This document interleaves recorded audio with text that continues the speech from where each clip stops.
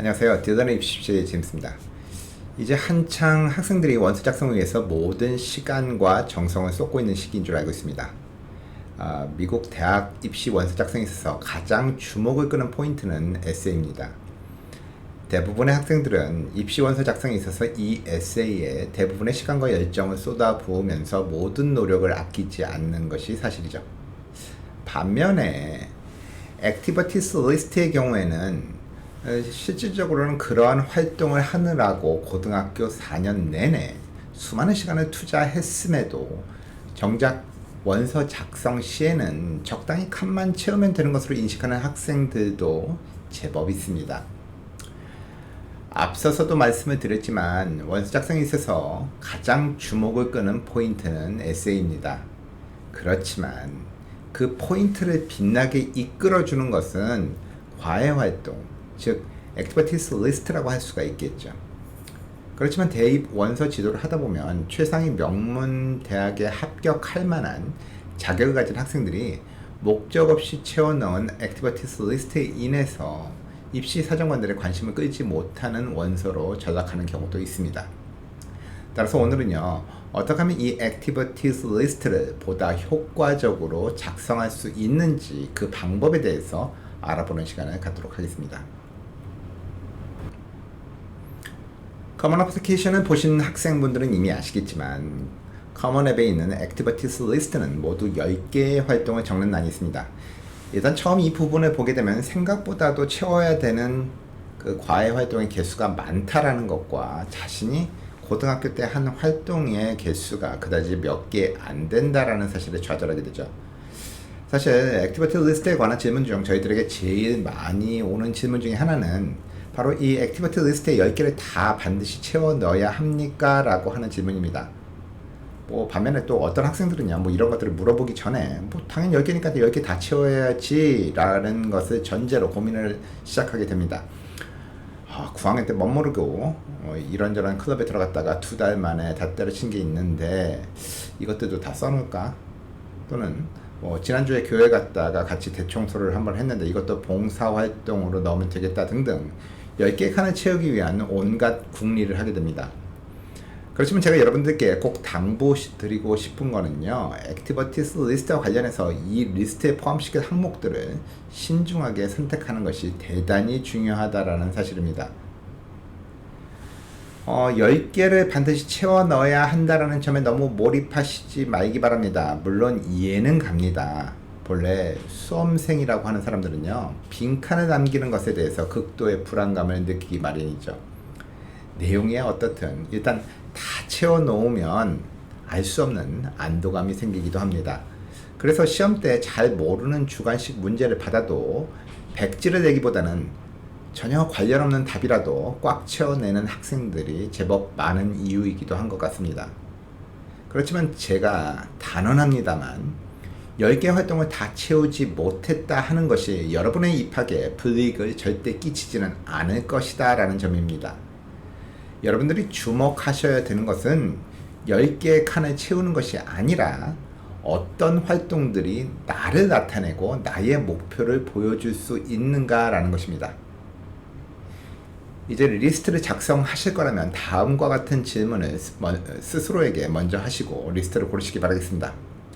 첫째, 나는 현재 어떻게 그리고 어떤 활동을 하며 시간을 보내고 있는가 라고 하는 것입니다. 두 번째는 나는 그동안 고등학교 시절 동안에 학교 안팎에서 어떻게 시간을 보내왔는가 하는 것이고요. 세 번째, 그동안 내가 해왔던 활동이나 일들 중에서 내가 누구인지를 드러내는 또는 내가 성취감을 느꼈거나 자랑스러워했던 일은 무엇인가 하는 것입니다. 아마도 수많은 일들이 떠오르실 겁니다. 가입했던 클럽들, 자원봉사활동, 파타임 일한 것, 운동선수로 활동한 것, 오케스트라나 뮤지컬 등에 참여한 것 등등이 모두 포함될 수가 있습니다. 그렇지만 그 중에서도 우선적으로 포함시켜야 하는 것은 장기간에 걸쳐서 정기적으로 참여한 활동들입니다. 효과적인 과외활동 리스트를 작성하기 위한 두 번째 포인트는요, 순서의 중요성에 주목하라는 것입니다. 사람들은 일반적으로 이런 리스트를 보면은 시간에 따른 순서로 하나씩 쓰려는 경향을 보이곤 합니다. 9학년 때 한 활동부터 현재 12학년 때까지의 활동들을 차례차례 쓰는 식으로 말이죠.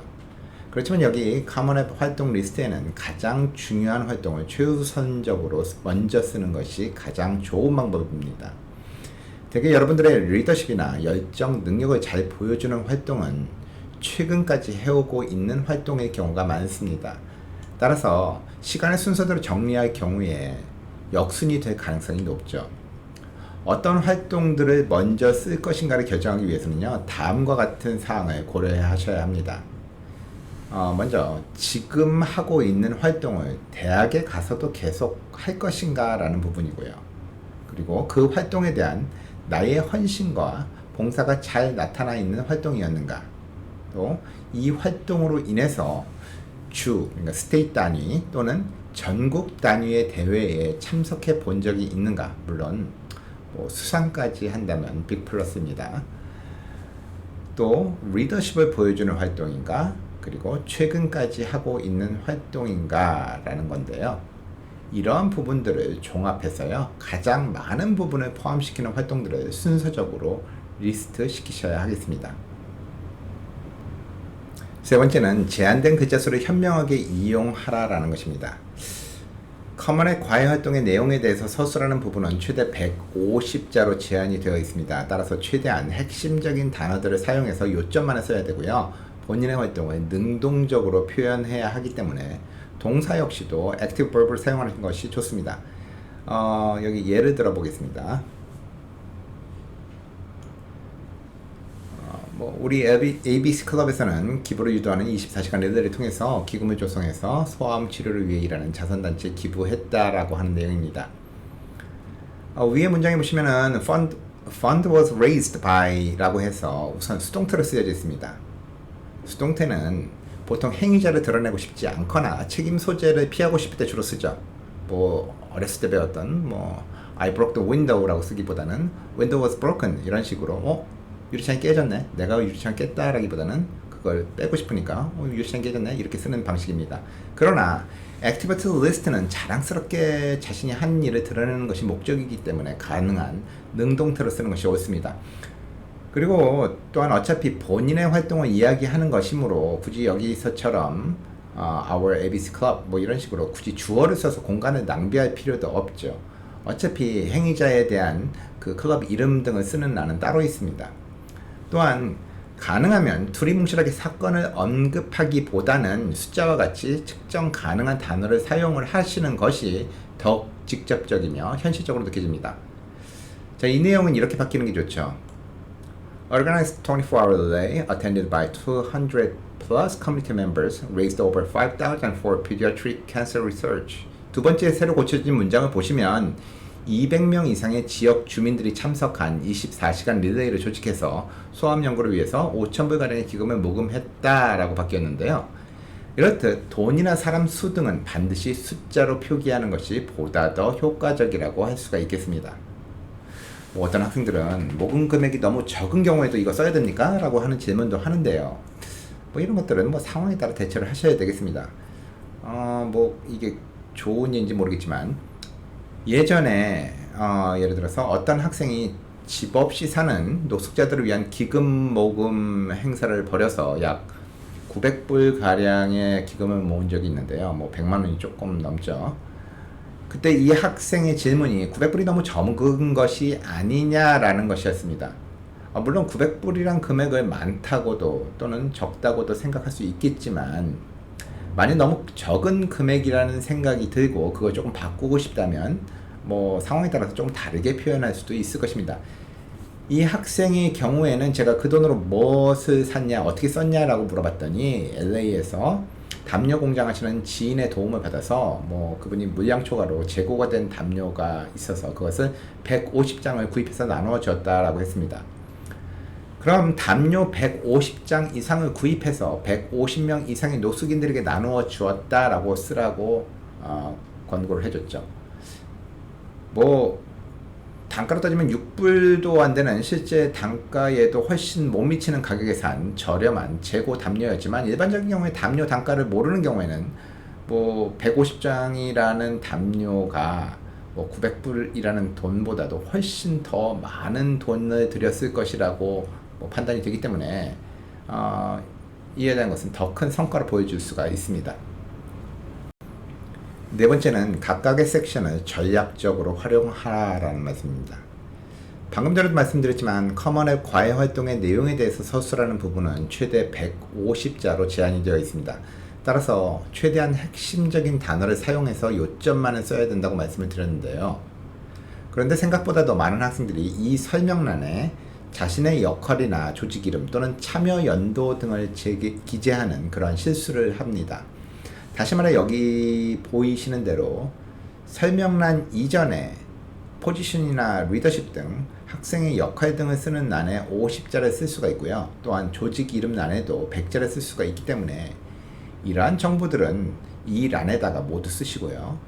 활동 내용란에 같은 내용을 중복해서 쓰는 상황을 피하셔야 됩니다. 여기 한번 예를 보시죠. 이 경우로 보면은 포지션에 이미 학교 신문의 에디터임을 알고 있고 또 10학년에서 12학년까지 활동했다는 사실을 이미 다 보여주고 있는데 중복적으로 설명란에 보시면은 에디터인데 edited article 라고 또 써여 있고 그리고 sophomore 현재까지 10학년에서 12학년까지 일하고 있다라는 어차피 나와 있는 사실들을 그대로 중복돼서 써놨습니다. 또한 포지션이나 조직 이름, 설명 등이 구체적이지 않고 모호해서요. 적극적으로 활동했는지 의심까지 가는 상황입니다. 따라서 모든 부분에 있어서 구체적으로 진술하면서도 중복되지 않도록 기술하는 것이 요령이 되겠습니다. 따라서 다음을 바꿔서 이렇게 써볼 수도 있겠습니다. 여기 보시면은 포지션에는 에디터라고 단순히 쓴 것 말고 에디터 중에서도 내가 특별히 맡은 어떤 그런 부분이 있으면 그것까지 같이 써주는 게 좋죠. 그래서 국제부 국제 칼럼 쪽을 갖다가 저희가 에디터를 했다라고 하면은 Editor of International Column이라고 써놨고 조직 이름 역시도 그 신문의 이름 이 경우에는 Daily Sun, Somebody High School Newspaper라고 보다 정확히 써놓고 기간 써놓고 디스크립션에 보시면은 구체적으로 어떤 했던 일들을 오히려 서술하시는 것이 그 포지션에서 해왔던 일들을 구체적으로 쓰시는 것이 보다 효과적이라고 할 수가 있겠습니다. 다시 한번 커먼앱의 과외활동 리스트 작성법에 대해서 정리해서 말씀드리면요. 첫째로 그동안 교내 외에서 활동한 그러한 활동 중에서 여러분들이 가장 시간을 많이 보낸 활동과 여러분 자신이 누구인가를 가장 잘 나타낼 수 있는 활동을 선택하시고 두 번째로 여러분들이 가장 많이 헌신하고 또 재능이 있으며 그리고 가장 많은 성취를 이룬 활동들을 강조하는 순서대로 리스트 순위를 정하셔야 됩니다. 그리고 내용 작성에 있어서는 제한된 스페이스를 최대한 활용해서 쓸데없는 단어는 피하시고 액티브 버브를 주로 사용하시고 가능한 구체적이고도 세부적인 사항으로 진술을 하도록 하십시오. 마지막으로 활동 내용을 설명하는 스페이스를 보다 잘 활용하기 위해서는요. 조직 이름이나 포지션 쓰는 공간을 잘 활용하셔서 서로 중복되는 내용 없이 쓰도록 하는 것이 중요합니다. 시와 소설이 모두 작가의 정신과 생각을 반영을 한다 하더라도요. 그 표현 방식은 전혀 다르듯이 비록 액티비티스 리스트가 에세이와는 달리 공간도 훨씬 적고 쓰는 방식도 다르지만 지원자 자신의 생각과 열정을 표현해주는 도구라는 점은 같습니다. 작은 차이가 결과를 바꾸게 되죠. 보다 시간과 정성을 들여서요. 리스트를 작성하시기 바라겠습니다. 지금까지 입시 전문가 제임스였습니다. 감사합니다.